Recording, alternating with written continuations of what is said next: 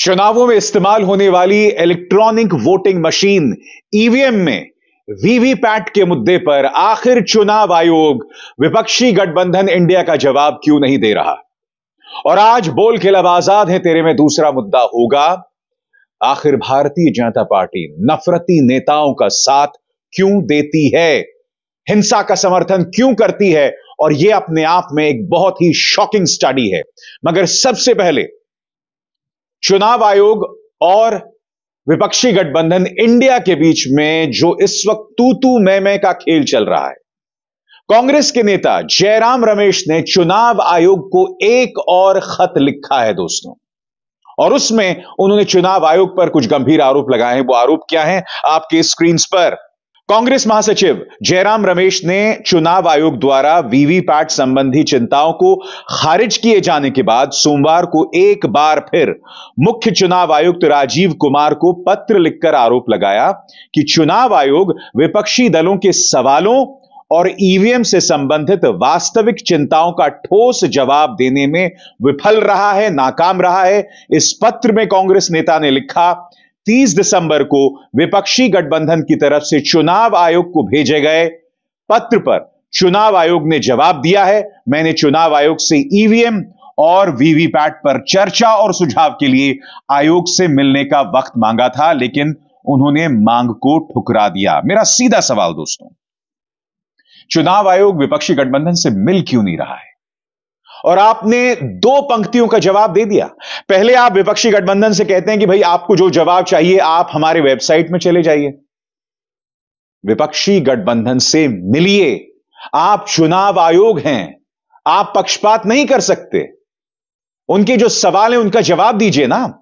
और सबसे बड़ी बात, वो लोग ईवीएम्स पे सवाल नहीं खड़े कर रहे हैं, वो लोग वीवीपैट यानी कि वोट देने के बाद जो आपके हाथ में पर्ची आती है उसको लेकर सवाल खड़े कर रहे हैं। मगर चुनाव आयोग का जो जवाब है वो अपने आप में बहुत शॉकिंग है। चुनाव आयोग ने क्या कहा है? चुनाव आयोग ने जयराम रमेश को अपने जवाब में कहा कि रमेश ने खुद सुप्रीम कोर्ट में ईवीएम और वीवीपैट के मुद्दे पर जो याचिका दाखिल की थी वो भी अभी तक कोर्ट के सामने लंबित ही है। आयोग ने कहा कि ईवीएम में कोई खामी या अनियमितता नहीं है। अब यहीं पर चुनाव आयोग की शैतानी आपको दिखाई दे रही है दोस्तों। विपक्ष ने कहीं पर भी ईवीएम पर सवाल नहीं खड़े किए। वो क्या कह रहा है मैं आपको बताता हूं। वो लोग सिर्फ इतना कह रहे हैं कि जब भी कोई व्यक्ति वोट डाले तो वोट डालने के बाद जो पर्ची निकलती है वो पर्ची वोट देने वाले व्यक्ति को दिखाई जाए, वो चेक कर ले कि भाई मैंने जिस व्यक्ति को वोट दिया है वो मेरी पर्ची में भी दिखाई दे रहा है नहीं, और उसके बाद उसी पर्ची को एक बक्से में डाल दिया जाए। क्यों? ताकि जो भी परिणाम आए उसे उन पर्चियों से हम मिला सकें, ताकि दूध का दूध और पानी का पानी हो जाए।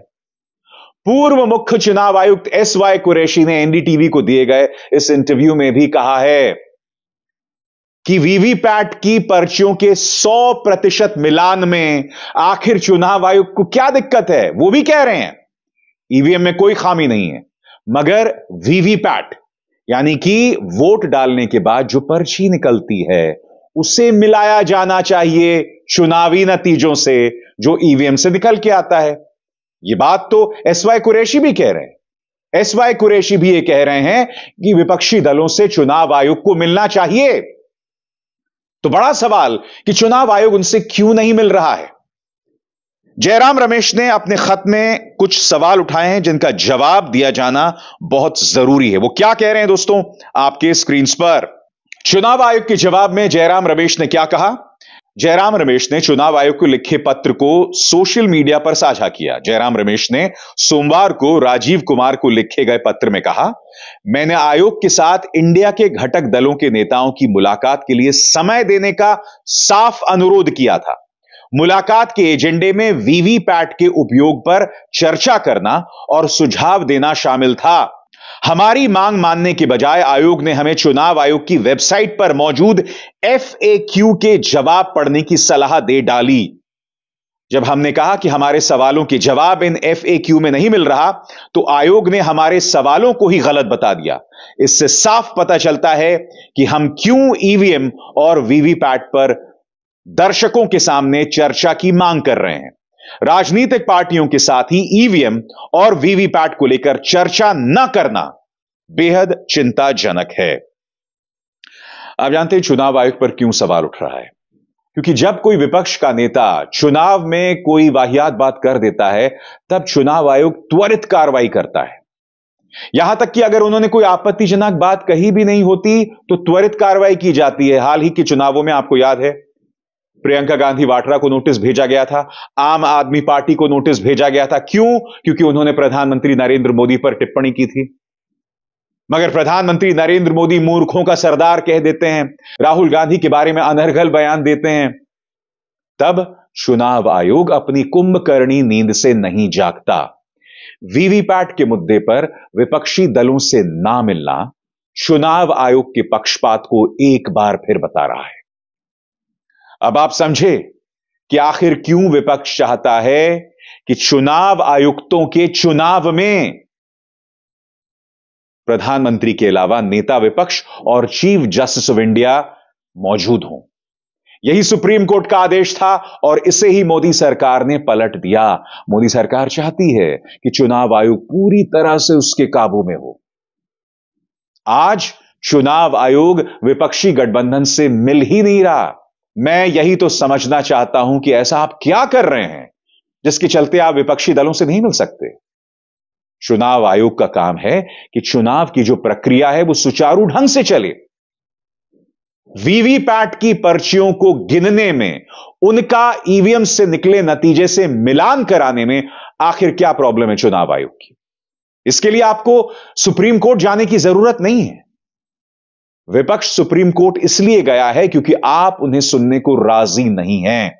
आपको कई सवालों के जवाब देने हैं। पहले सवाल का यह जवाब देना है कि जब वोटिंग हो जाती है तो ईवीएम की मशीन्स जो होती हैं वो चुनाव आयोग की निगरानी में क्यों नहीं होती हैं? केंद्र सरकार के अंतर्गत आने वाले जो पैरामिलिट्री फोर्सेस हैं उनकी निगरानी में क्यों होती है? बड़ा सवाल यह भी कि सोर्स कोड, हर ईवीएम मशीन का एक सोर्स कोड होता है जिससे चुनावी नतीजे बदले जा सकते हैं। वो सोर्स कोड चुनाव आयोग के पास क्यों नहीं होता? बताइए।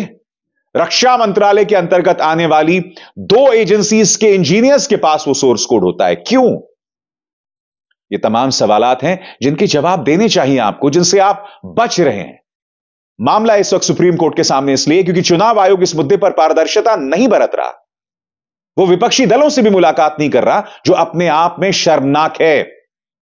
मैं एक बात स्पष्ट कर दूं दोस्तों, मेरा इस वक्त यह मानना है कि ईवीएम को हैक नहीं किया जा सकता। यह मेरा भी मानना है। मगर जहां तक वीवीपैट पर्चियों की बात है, उस मुद्दे को लेकर जो विपक्ष मांग कर रहा है वो बिल्कुल वाजिब है और सुना जाना चाहिए। बोल के लब आजाद है तेरे में आज का दूसरा मुद्दा भाजपा के नफरती नेताओं का। दोस्तों, आपके स्क्रीन पर यह हैं टी राजा सिंह, यह हैं भाजपा के नेता। महाराष्ट्र में एक बार फिर पहुंच गए हैं दोस्तों, और एक बार फिर जहरीली बयानबाजी कर रहे हैं। एक बार फिर मुसलमानों पर हमला बोल रहे हैं। यही नहीं, महाराष्ट्र के मुख्यमंत्री एकनाथ शिंदे को चुनौती भी दे रहे हैं। मैं समझना चाहता हूं कि क्या महाराष्ट्र में लॉ एंड ऑर्डर दुरुस्त रहे? क्या इस बात से वहां की सरकार इत्तेफाक नहीं रखती? आखिर क्यों इस व्यक्ति को इजाजत दी जा रही है और यह गली गली घूमकर, और यह दूसरी बार कर रहा है, यह व्यक्ति गली गली घूमकर इस तरह की भड़काऊ बयानबाजी कर रहा है? आखिर क्यों? और आखिर क्या वजह है कि महाराष्ट्र सरकार इस पर खामोश है? भाजपा ऐसे भड़काऊ नेता को क्यों बढ़ावा देती है? पूरी लंबी चौड़ी फहरिस्त है ऐसे नेताओं की। टी राजा सिंह है ही, रमेश बिधूड़ी ने संसद के अंदर किस तरह की बयानबाजी दानिश अली के बारे में की थी, यह भी आप जानते हैं। मैं ये समझ नहीं पाता हूं कि नफरती नेताओं को क्यों बढ़ावा भाजपा देती है। वो नेता जो हिंसा को बढ़ावा देते हैं, उसे क्यों बढ़ावा दिया जाता है? क्योंकि अब जो मैं आपको खबर दिखाने वाला हूं वो और भी शॉकिंग है। आपकी स्क्रीन पर दोस्तों ये हैं एसएचओ सुबोध सिंह। इन्हें 3 दिसंबर 2018 को मौत के घाट उतार दिया गया था। सियाना में हिंसा होती है और इसमें आरोपी है भाजपा के जोनल प्रमुख। यह देखिए, तमाम आरोपियों में भाजपा के मौजूदा जोनल प्रमुख सचिन अहलावत का नाम था। यह था तमाम आरोपियों में उनका नाम।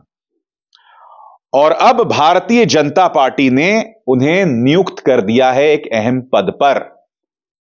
अब वो भाजपा के जोनल प्रमुख हो गए हैं। वो व्यक्ति जो आरोपी है इंस्पेक्टर सुबोध कुमार सिंह की हत्या में। ये देखिए, ये लिस्ट मेरी नहीं है, इसमें देखिए तमाम जो चेहरे हैं इनमें से एक सचिन अहलावत भी है। अब भाजपा ने इनको जोनल प्रमुख बना दिया है। यह सवाल अपने आप में बहुत हैरत में डालता है कि किस तरह से भाजपा इस तरह से नफरती नेताओं को बढ़ावा देती है। यह चीज समझ के परे आखिर भाजपा को ऐसे क्यों लगता है कि हिंसा को बढ़ावा दिया जाए, नफरत को बढ़ावा दिया जाए। Inspector Subodh Kumar Singh mob violence में मारे गए थे, भीड़ द्वारा की गई हिंसा में मारे गए थे। वो वीडियो सबके सामने है। मगर बड़ा सवाल यह कि जिस व्यक्ति का नाम आरोपियों की लिस्ट में है, अब भाजपा ने उसे जोनल प्रमुख बना दिया। यह बार बार किया जाता है और लगातार किया जाता है, और यह सब हमारी समझ के परे है कि एक पॉलिटिकल पार्टी का हिंसा और नफरत से इस कदर लगाव कैसे हो सकता है। मैं उम्मीद करूंगा कि भारतीय जनता पार्टी इस पर विचार करेगी, क्योंकि मैं जानता हूं कि हर चीज को आप चुनावों के साथ जोड़ते हैं। बिल्किस बानो के हत्यारों को भी आप इसलिए रिहा कर देते हैं क्योंकि आपको लगता है कि उन्हें रिहा करने से आपको वोट्स ज्यादा मिल जाएंगे।